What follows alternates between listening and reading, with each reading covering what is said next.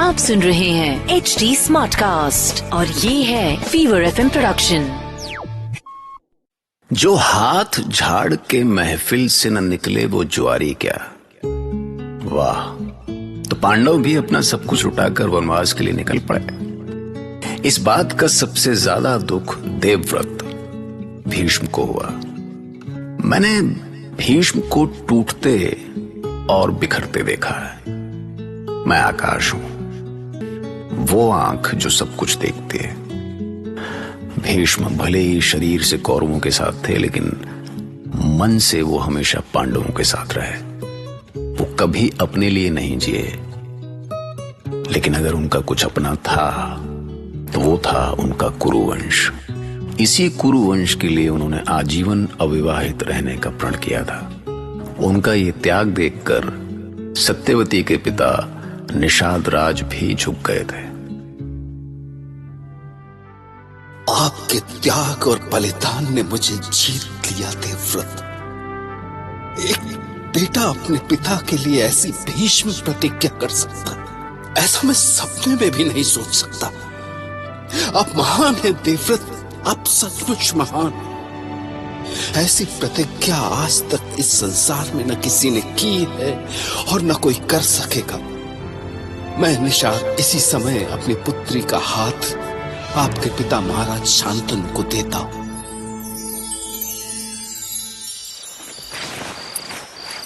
तुम्हें देखकर जीवन में पहली बार लग रहा है जैसे मेरी कल्पना सच हुई। सत्यवती, मैंने असंभव को पाने की कल्पना की थी और तुमने उसे सच कर दिया। धन्य हो, मैं तुम्हारा ये उपकार कभी भूल नहीं पाऊंगा सत्यवती। तुम्हारा प्रेम मुझ प्यासे के लिए अमृत समान है। तुम्हें पाकर मेरा जीवन धन्य हो गया सत्यवती। आपके मुख से सत्यवती नाम सुनना अच्छा लग रहा है। निषाद पुत्री हूँ, इसीलिए मछलियों के साथ खेलते हुए मेरा बचपन बीता है। सब मुझे मत्स्यगंधा कहते थे। फिर एक महर्षि ने मेरा नाम सत्यवती रखा। अब तुम एक महान राजवंश की महारानी हो सत्यवती, गुरुकुल की प्रतिष्ठा हो। आपका ये प्रेम मेरे लिए ईश्वर के आशीर्वाद समान है महाराज। पर आपको याद है न स्वामी, जब आपने मेरी कामना की थी तब मेरे पिता ने आपसे क्या वचन मांगा था? मुझे याद है देवी, उन्होंने कहा था कि वो इस संबंध के लिए तभी तैयार होंगे जब तुम्हारे गर्भ से उत्पन्न पुत्र ही मेरा उत्तराधिकारी होगा। पर मेरे लिए ये वचन देना इतना असंभव था कि मैं निराश होकर हस्तिनापुर लौट आया था। तुम्हें भूलने की कोशिश करने लगा था, पर सत्यवती, तुमसे दूर होकर मैं अपने आप में घुटने लगा था। तुम्हें खोकर मैं अंदर ही अंदर बिखरता जा रहा था। पर अचानक जाने ऐसा क्या चमत्कार हुआ कि तुम मेरे जीवन में वापस लौट आई। और अब तुम्हें अपने सामने पाकर ऐसा लग रहा है कि जैसे ये सारा संसार तुम्हारे सौंदर्य के मधुरस में डूबता जा रहा है। तो क्या महाराज, कभी आपके मन में ये प्रश्न नहीं आया कि अचानक ये चमत्कार कैसे हुआ? मेरे पिता आपसे मेरा विवाह करने के लिए तैयार कैसे हो गए? मुझे तो लगता है सत्यवती कि ईश्वर बहुत दयालु है। उसने मेरी प्रार्थना सुन ली। तुम्हारे पिता इस विवाह के लिए तैयार हो गए। ये ईश्वर का ही चमत्कार हो सकता है। क्या आप जानना चाहते हैं कि ये चमत्कार करने वाला वो ईश्वर कौन है? ये क्या कह रही हो सत्यवती? वो ईश्वर कोई और नहीं, आपका पुत्र है महाराज, आपका पुत्र देवव्रत। क्या? देवव्रत ने ऐसा क्या किया? आपके पुत्र देवव्रत ने आपके विवाह के लिए सिंहासन का त्याग और जीवन भर अविवाहित रहने की भीष्म प्रतिज्ञा की है। उसने मेरे पिता को वचन दिया है कि मेरा पुत्र ही आपका उत्तराधिकारी होगा। नहीं देवी, नहीं, ऐसा ना कहो। देवव्रत ने अपने पिता के विवाह के लिए आजीवन अविवाहित रहने का व्रत ले लिया। हे ईश्वर, एक पिता के लिए इससे दुखद और क्या हो सकता है। मैं विवश था पिताश्री। मैं बस आपको सुखी देखना चाहता था। देवव्रत। हाँ पिताश्री, हाँ। मुझसे आपकी पीड़ा नहीं देखी गई। मैं समझ नहीं पा रहा था कि आप ऐसे किस दुख में डूबे हैं। और फिर जब मुझे पता चला कि कौन सी पीड़ा आपको मृत्यु के मुख में धकेल रही है, तो मैं निषाद राज से मिला। आपके दुख के सामने मेरे लिए इस त्रिभुवन का सिंहासन बहुत ही छोटा है पिताश्री। पर तुमने ऐसा क्यों किया पुत्र? ऐसा क्यों किया? मेरे लिए अपने सुखों की बलि क्यों दी? पिता के सुख के लिए क्या एक पुत्र इतना भी नहीं कर सकता? क्या पिता को प्रसन्न देखना एक पुत्र की इच्छा नहीं होनी चाहिए पिताश्री? ऐसा कौन सा महान त्याग कर दिया है मैंने? आपका उत्तराधिकार मुझे मिले या मेरे भाइयों को, इससे क्या अंतर पड़ता है पिताश्री? देवव्रत, जब तक ये धरती है, ये संसार मुझे धिक्कारेगा पुत्र, धिक्कारेगा मुझे। मेरे इस महापाप के लिए ईश्वर मुझे कभी माफ नहीं करेगा, कभी माफ नहीं करेगा पुत्र। नहीं पिताश्री, नहीं, ये पाप नहीं है। मैंने केवल कुरुवंश की मर्यादा का पालन किया है, अपना पुत्र धर्म निभाया है मैंने। पर क्या मैं कभी इस सोच से मुक्त हो सकूंगा गंगा पुत्र कि तुमने एक ऐसी प्रतिज्ञा की है जो संसार में आज तक किसी पुत्र ने नहीं की? मैं तुम्हारी प्रतिज्ञा तो वापस नहीं कर सकता गंगे, परंतु तुम्हारी पितृ भक्ति के सामने सर झुकाकर तुम्हें वरदान देता हूं पुत्र कि तुम सदा इस धरती पर रहोगे और संसार का कल्याण करते रहोगे।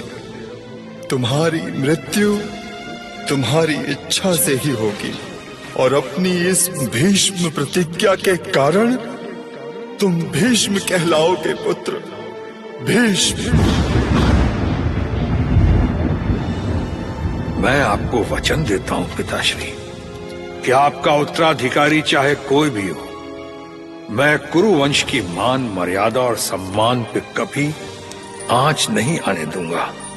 यदि अपने प्राण देकर इस महान वंश की रक्षा करनी पड़े तो मैं वो भी करूंगा।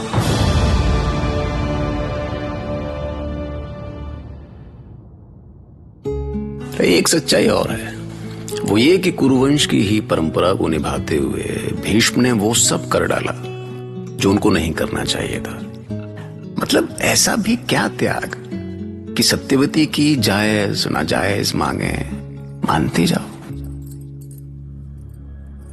मेरा पुत्र विचित्र वीर्य आज हस्तिनापुर राज सिंहासन का अधिकारी है देवव्रत। तुम्हारे त्याग के कारण ही मैं आज राजमाता हूं। किंतु अब मेरी चिंता ये है देवव्रत कि विचित्र वीर्य का उत्तराधिकारी कौन होगा। तुम तो जानते हो अभी तक उसके योग्य कन्या ही नहीं मिली, पर आज काशी राज की कन्याओं के रूप और गुणों की चर्चा सारे आर्यवर्त में है। यदि वो हमारी कुलवधू बन सकती तो हम हस्तिनापुर के योग्य उत्तराधिकारी पा सकते हैं, है ना देवव्रत? आप क्या चाहती हैं माते? मैं आपकी इच्छा पूरी करने के लिए क्या कर सकता हूँ? काशीराज की कन्याओं का स्वयंवर होने वाला है, पर हस्तिनापुर के मान और शक्ति से चिढ़कर उन्होंने हमें न्योता नहीं भेजा। दुस्साहस किया है उन्होंने, कुरुराज के प्रति दुस्साहस किया है। पर मैं आपको वचन देता हूँ माते कि काशी राज चाहे जितने बड़े स्वयंवर का आयोजन करें, काशी की कन्याएं हस्तिनापुर में ही ब्याही जाएंगी। क्रोध में कोई निर्णय ना लो पुत्र। मैं केवल इतना चाहती हूँ कि काशीराज की कन्याओं का विवाह हमारे पुत्र से हो। अब ये कैसे होगा तुम समझो। पर शत्रुता का उत्तर शत्रुता से देना ठीक नहीं है।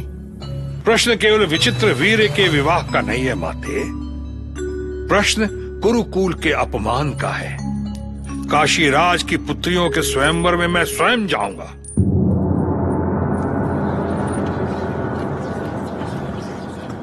मैं काशीराज, मेरी पुत्रियों की स्वयंवर सभा में विभिन्न राज्यों से आए आप सभी राजाओं, महाराजाओं, युवराजों का स्वागत करता हूं। मुझे विश्वास है आप में से हमारी तीनों कन्याओं अंबा, अंबिका और अंबालिका को सुयोग्य वर मिलेंगे।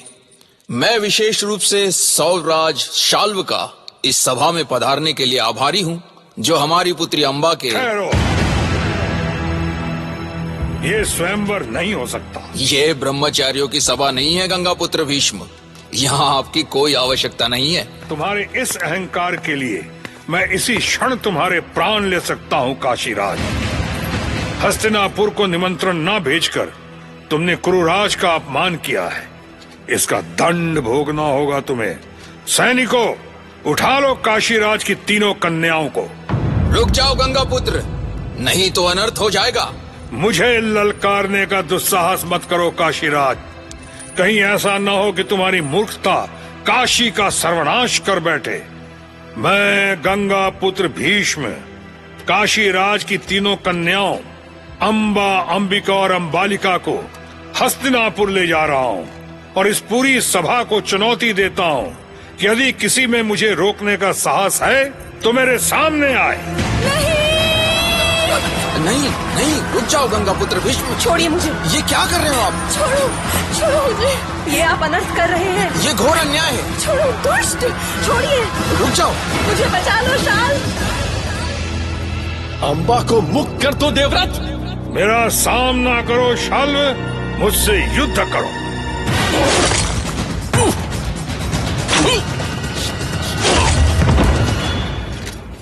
है कोई शेष जो देवव्रत भीष्म का सामना करे? मैं इस सभा में उपस्थित समस्त राजाओं को युद्ध की चुनौती देता हूं।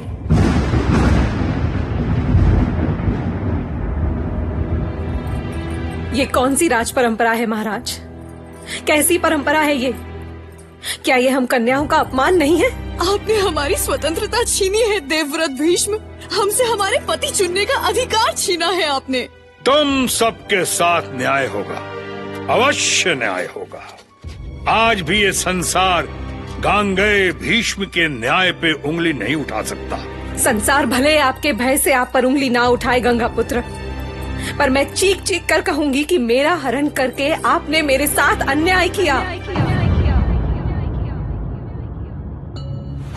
देवव्रत भीष्म ने हमारी कन्याओं का स्वयंवर भंग कर आर्यावर्त के सभी राजाओं की मान पर चोट पहुंचाई है।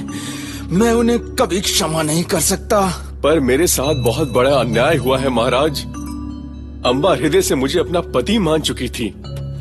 मैंने भी अंबा को वचन दिया था कि मैं उसी से विवाह करूंगा। किंतु आपको ये सत्य भी स्वीकारना होगा कि आप महाराज होकर भी अपनी होने वाली पत्नी की रक्षा नहीं कर सके। स्वीकार करता हूँ महाराज, पर पूरे आर्यावर्त में ऐसा कौन राजा है जो भीष्म की चुनौती को स्वीकार कर सके? आप भी तो थे स्वयंवर सभा में। आपने भीष्म की चुनौती को क्यों नहीं स्वीकार किया? क्यों हाथों पे हाथ धरे बैठे रहे? किंतु ऐसे आपस में टकराने से क्या होगा? हम सभी को मिलकर भीष्म का सामना करना होगा। मैं पहले से ही जानता था कि भीष्म अपनी शक्ति के अहंकार में ऐसी ही मनमानी करेंगे, इसीलिए मैंने उन्हें निमंत्रण नहीं भेजा था। लेकिन जो होना था वो तो हो ही गया। हाँ ठीक है भैया, मान रहे हैं कि देवव्रत भीष्म जैसा त्याग और किसी ने नहीं किया। पर जैसे धृतराष्ट्र अपने बेटों के मोह में फंसे थे, उससे कहीं अधिक भीष्म कुरुवंश के मोह में फंसे थे, नहीं? और अपने इसी मोह में वो एक ऐसी पहेली बन गए जिसे सुलझाना खुद उनके लिए असंभव हो गया। अरे यहां कोई सदा के लिए आया है क्या? फिर काहे का मोह, काहे की माया? महाभारत।